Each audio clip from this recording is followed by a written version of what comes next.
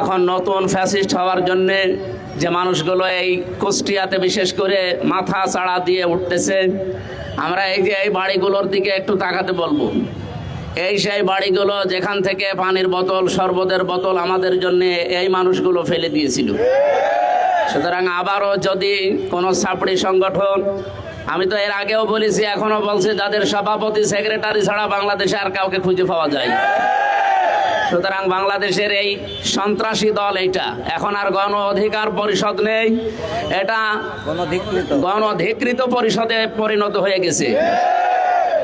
আমি আপনাদের ভোটে নির্বাচিত রানী একজন জনপ্রতিনিধি, আমার সামনে পুলিশের গাড়ি, পেছনে পুলিশের গাড়ি, এরপরও যদি তারা আমার গাড়িতে হামলা করার, আমাকে মেরে ফেলার উদ্দেশ্যে হামলা করার সাহস পায়, আমি বলবো এদেরকে সন্ত্রাসী বলতে আর কোনো বাধা নেই। সুতরাং কোনো সন্ত্রাসীর জায়গা আমার এই কুষ্টিয়াতে হবে না।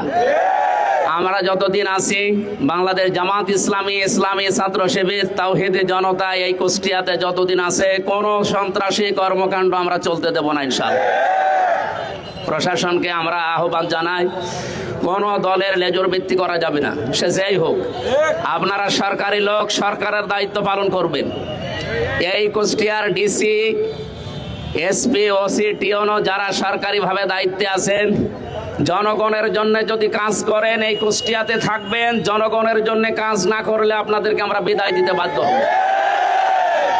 প্রাণপ্রিয় কুষ্টিয়াবাসী, আমরা যারা এই দেশে দিন কায়েমের স্বপ্ন দেখি, আল্লাহর কসম এই খোলা আকাশের নিচে দাঁড়িয়ে বলছি, আমাদের আল্লাহর নামে শপথ নিয়েই বাড়ি থেকে প্রতিদিন বের হওয়া লাগে।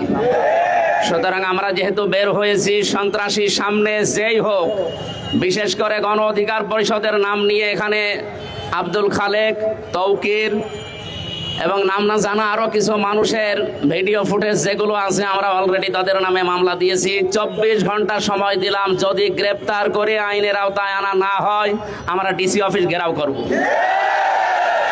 আপনাদেরকে সাবধান করছি, এই কুষ্টিয়াতে কোনো সন্ত্রাসী কর্মকাণ্ড চলতে দেওয়া হবে না ইনশাআল্লাহ। এখান থেকে আজকে কয়েকটা বিষয় জানিয়ে দেই। আমার আসনের ভেতরে বাংলাদেশের এটা একটা আলাদা আসন, আমি তো বলেছি এখানকার সরকারি আমি। সুতরাং এই জায়গায় কোনো চাঁদাবাজি আমার আসনে চলবে না ইনশাআল্লাহ।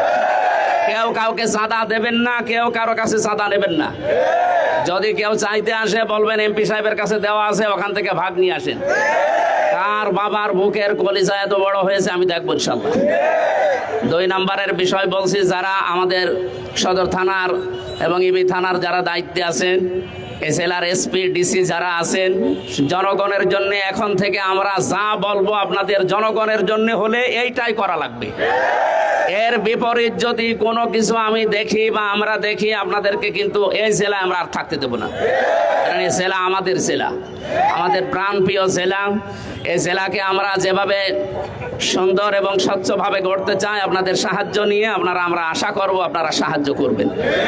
আমার প্রাণপ্রিয় কুষ্টিয়াবাসী যারা এসেছেন, নিজেদের কাজকর্ম বাদ দিয়ে আজকের এই বিষয়ের উপরে, এই যে অন্যায়ের প্রতিবাদ সভায় যারা আজকে উপস্থিত হয়েছেন, সবাইকে অন্তঃস্থল থেকে ধন্যবাদ জানিয়ে আমি আর একটা কথা বলতে চাই শেষে।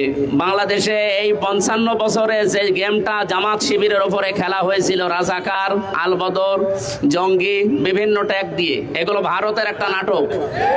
এই নাটক বাংলাদেশে এখন আর খায় না এবং ভবিষ্যতেও কেউ খাবে না ইনশাআল্লাহ।